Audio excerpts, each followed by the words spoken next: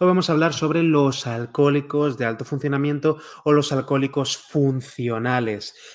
Básicamente, aquello que llaman adictos funcionales o alcohólicos funcionales son simplemente personas con problemas de adicción que son socialmente aceptadas. Esa es la definición prácticamente. Esos alcohólicos de alto funcionamiento son aquellas personas que tienen problemas de dependencia con el alcohol o alguna otra droga y simplemente la gente de alrededor no se da cuenta de que tienen un problema y porque hay varios factores que facilitan que esta persona pueda ir por la vida con un problema de adicción sin que sea rematadamente obvio para la gente que hay a su alrededor. Lo típico que dice la gente, cuando pongo en Google vídeos sobre adicciones, sobre síntomas de adicción y tal, lo típico que pone personas con poca conciencia de riesgo es, pues yo todavía tengo trabajo, entonces no debo tener un problema. Ya que tengas trabajo, no, ¿vale? No te exime. Que tengas todavía trabajo, todavía no te hayan echado de casa, no significa que no tengas adicción. No significa que no tengas adicción. Simplemente significa que tus síntomas de adicción no son todavía lo suficientemente obvios para haber tocado fondo. Porque también uno de los daños que han hecho ciertos documentales, ciertas películas, ciertas organizaciones, 12 pasos, es mandar a la sociedad una idea errónea sobre lo que es una adicción, porque solamente muestran los casos más severos, los casos más graves, ¿vale? Los casos más estrambóticos, ¿no? De personas que se han quedado en la calle, de personas que han perdido el trabajo, de personas que se han convertido prácticamente en una sombra de sí mismos, ¿no? Y entonces, claro, la gente, al ver a ese tipo de personas, piensan, vale, eso es una adicción. Entonces, cuando van desarrollando algunos de los síntomas de adicción a lo largo de la vida, piensan, yo no puedo tener un problema de adicción porque no me parezco en nada a esas personas. Podemos, o sea, un adicto funcional de manual sería ese arquetipo que vemos en la película del Lobo de Wall Street, ¿no? En muchas otras películas y series que se ve una persona que consume alcohol y otro tipo de drogas constantemente, pero como gana dinero, como todavía tiene un trabajo, como es socialmente carismático, la gente no asocia que esa persona tenga un problema de alcoholismo o con el consumo de cualquier otra droga. Por eso digo que aquello que mucha gente llama alcoholismo funcional es simplemente un alcoholismo socialmente aceptado. El término adicto social altamente funcional se utiliza para describir una persona que parece tener una vida muy exitosa, debería haber puesto el parece en rojito y en mayúscula, pero en realidad está viviendo una vida secreta en adicción.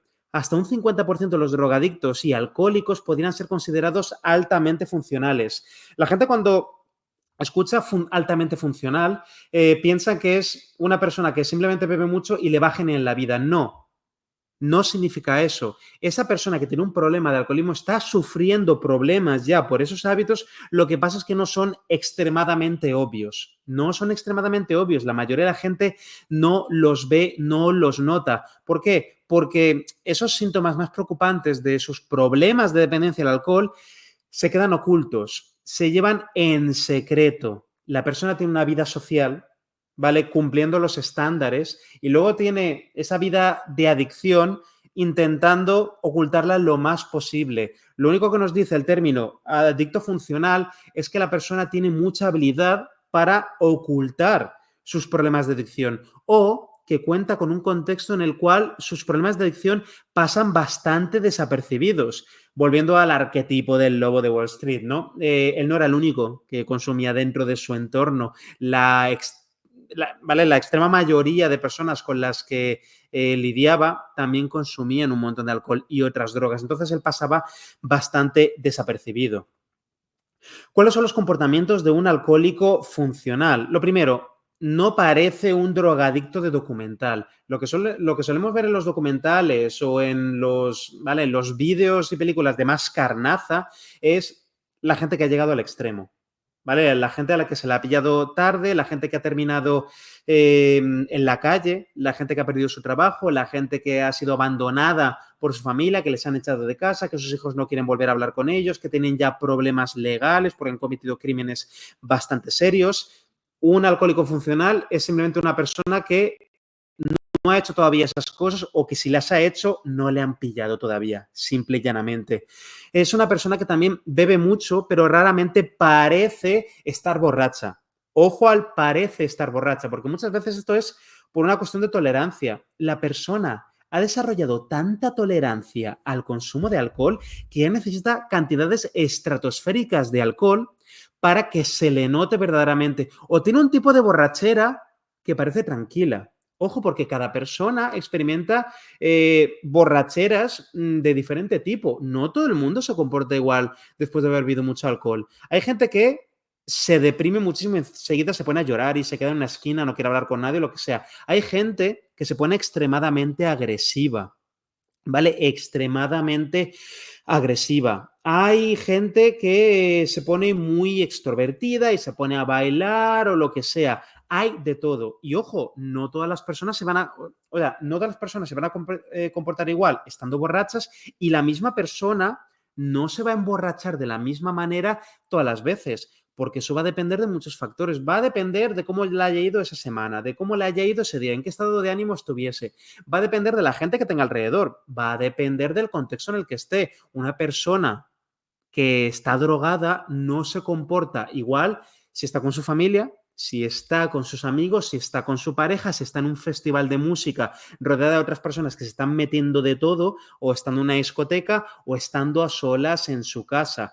La cuestión es que por el contexto y por la forma de comportarse de esta persona, por su personalidad o lo que sea, no va a parecer muy borracha a pues, estándares comunes, pero sí que va a estar bastante bebida.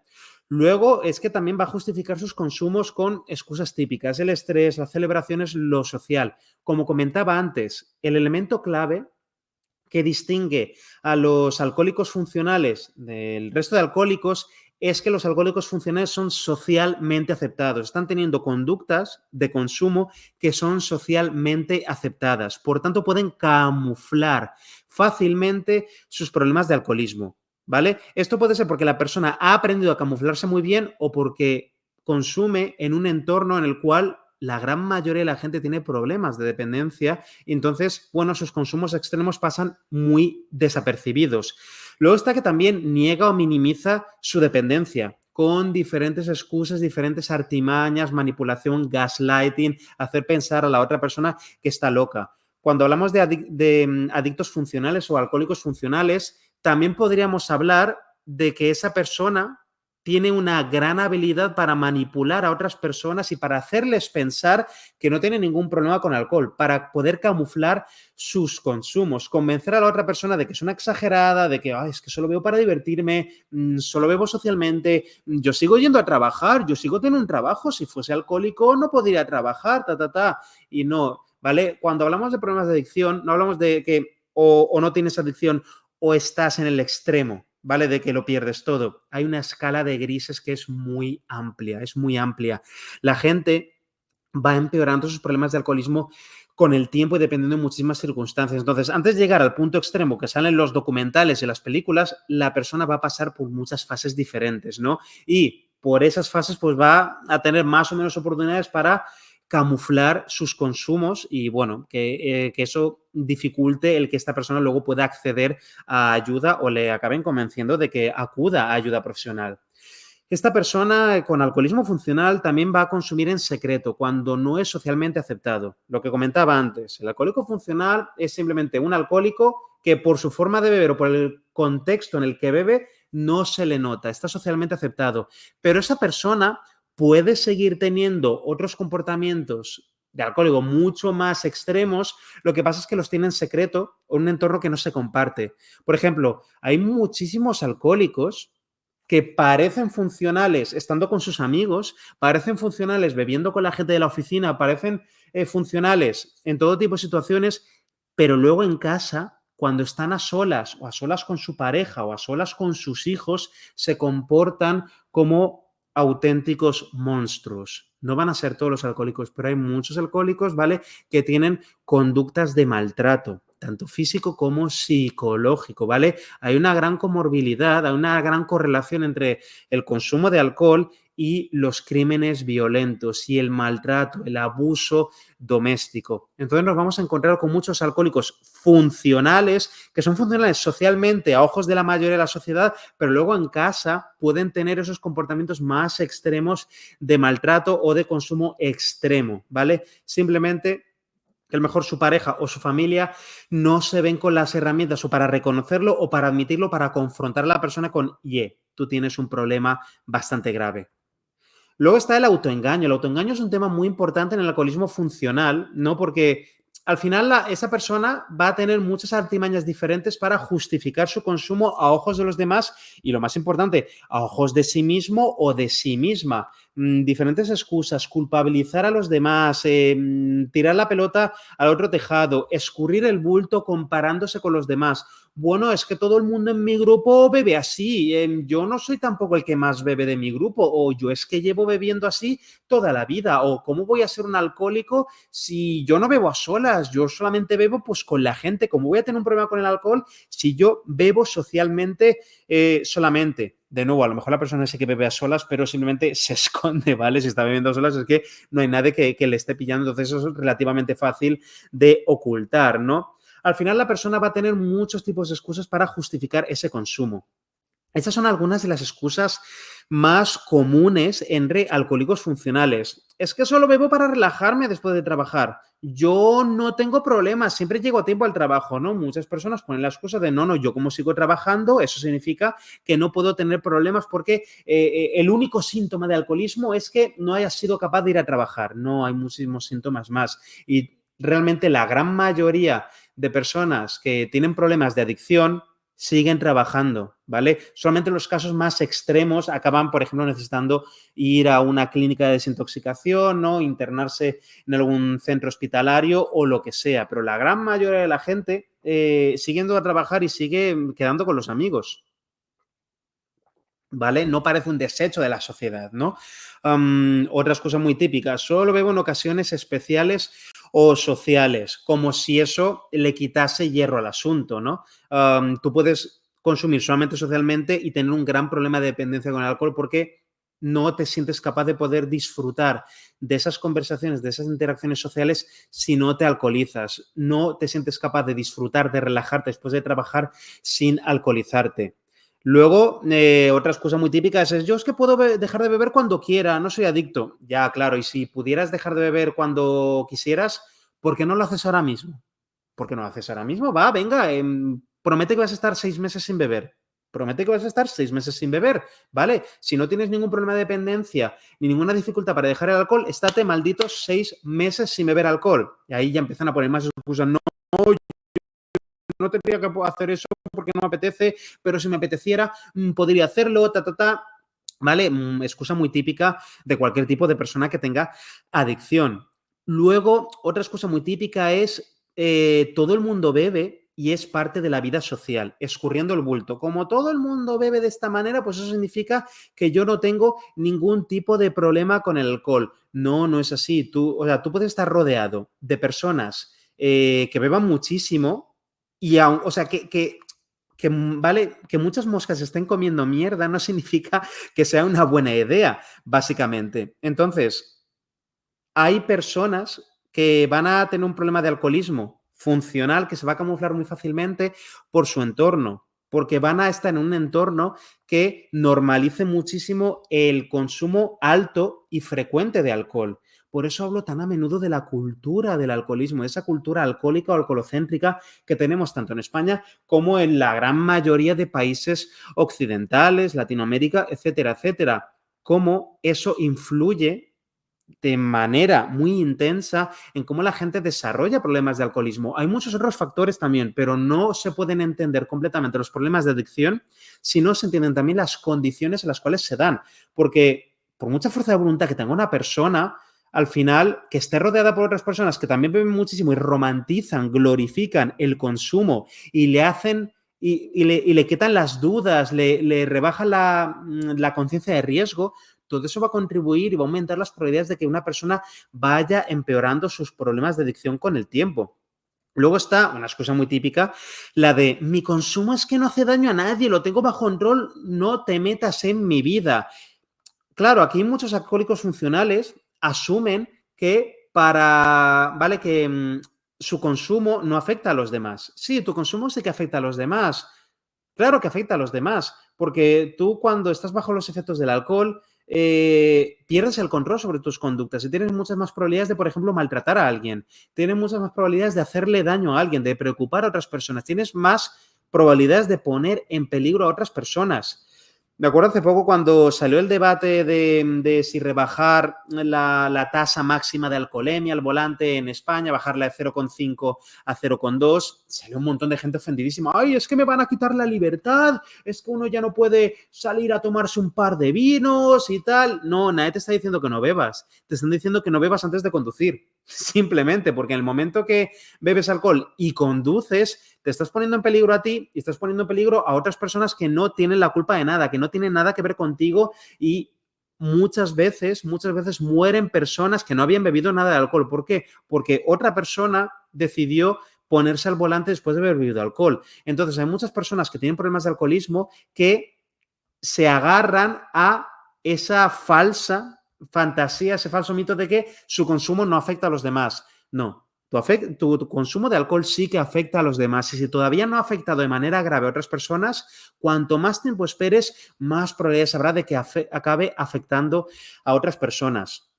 Estadísticamente hablando, el alcohol es la droga más peligrosa de todas, no solamente por los daños de salud que provoca a las personas que lo beben, sino también por todos los daños y problemas sociales y económicos que provoca a la sociedad, ¿vale? Es la droga social por excelencia, no solamente porque la veo a muchas personas para quitarse encima la ansiedad social, sino porque también es la que causa más daños a nivel colectivo a la sociedad. Otra excusa muy típica de los alcohólicos funcionales o socialmente aceptados es que yo todavía no he tenido problemas legales ni he perdido ni mi empleo por beber, ¿no? Son esas excusas típicas para ir escurriendo el bulto. ¿Cómo pasa desapercibido el alcoholismo? Ya he comentado antes que para que una persona sea considerada un alcohólico funcional tiene que ser socialmente aceptada y va a haber una serie de factores, de dinámicas que van a contribuir a que ese alcoholismo pase desapercibido. Primero, un entorno que normalice mucho el consumo de alcohol. Esa persona, por ejemplo, a lo mejor se ha criado en una familia en la que se bebía mucho alcohol.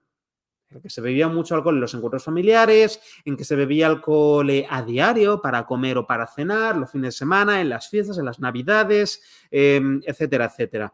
O que también esa persona haya crecido en un barrio o con grupos de amigos que también bebían muchísimo alcohol, lo cual haya contribuido a normalizarlo. Luego, otro factor es que la persona haya aprendido a beber a escondidas y, por supuesto, haya estado mintiendo sobre ello.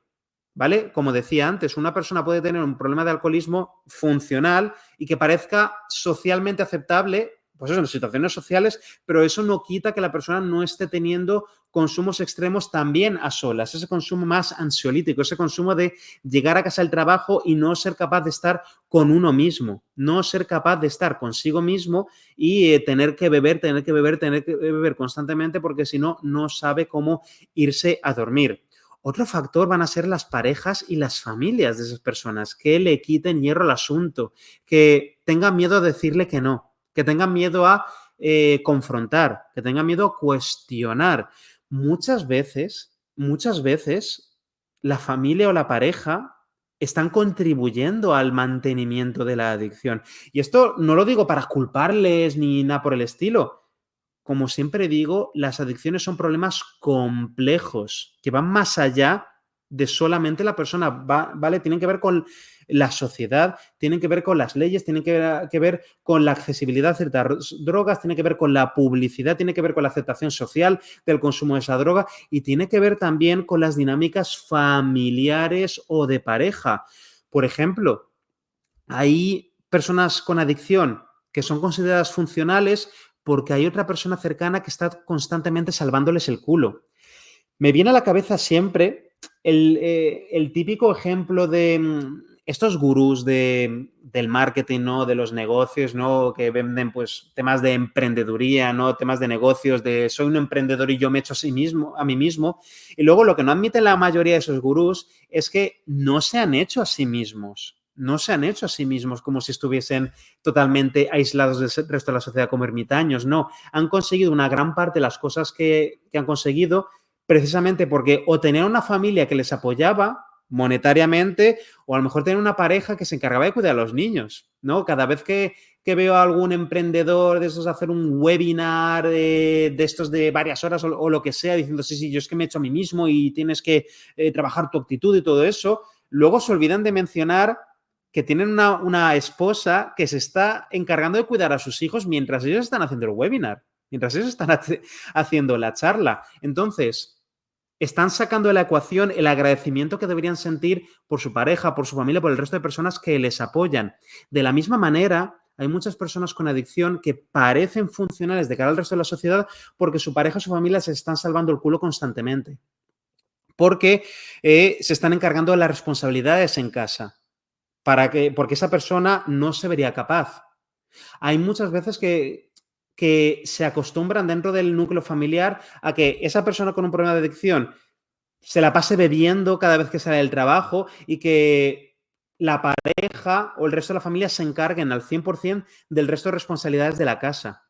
He trabajado con muchas personas en terapia que tenían problemas de alcoholismo y tenían mucho tiempo para beber precisamente porque en casa seguían esos roles de género más tradicionales. Sus mujeres, sus esposas, a pesar de ellas también tener un trabajo, se encargaban ellas al 100% de todo el tema de cocinar y limpiar la casa.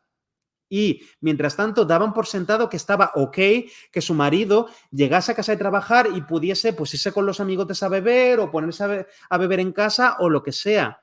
Entonces esas dinámicas familiares también contribuyen a que una persona pues sienta que tiene mucho espacio para beber alcohol sin que nadie se le interponga en su camino. Entonces, con esto no estoy intentando culpabilizar a nadie. Con esto lo que quiero es que seamos más conscientes de cómo las dinámicas familiares y de pareja también pueden contribuir a mantener el problema de la adicción. Porque una de las primeras cosas que se tienen que hacer para ayudar a una persona con adicción es crear fricción con su consumo. ¿Vale? Dificultarle que pueda consumir de todas las maneras posibles. Quitarle acceso al dinero, poner reglas, ¿vale? Marcar límites en casa. En mi casa no vas a beber y si quieres beber en mi casa te voy a echar de casa, o si no sigues una serie de reglas básicas de convivencia no vamos a continuar con la relación, etcétera, etcétera, etcétera. Por supuesto, cada caso es único y hay que ir detalle a detalle, factor por factor. Pero al final, la codependencia muchas veces va a ser un factor que va a contribuir a que la persona no termine ni de reconocer su problema, ¿vale? Porque le pasa desapercibido. Esa persona está consiguiendo ser funcional porque a lo mejor solamente tiene que centrarse en ir a trabajar. Sin embargo, es porque su pareja o su familia se están encargando de resolverle todos los demás problemas en la vida. O adolescentes o chavales muy jóvenes que ya están enganchados a la marihuana o al alcohol o lo que sea, que no están trabajando y sin embargo siguen teniendo dinero para gastárselo en droga y tampoco ni estudian ni trabajan y yo me pregunto, ¿de dónde sacan el dinero? Entonces la gente se sonroja, no, es que el dinero se lo doy yo, dicen sus padres, ¿no? Y yo, ok, tienes que dejar de darle dinero.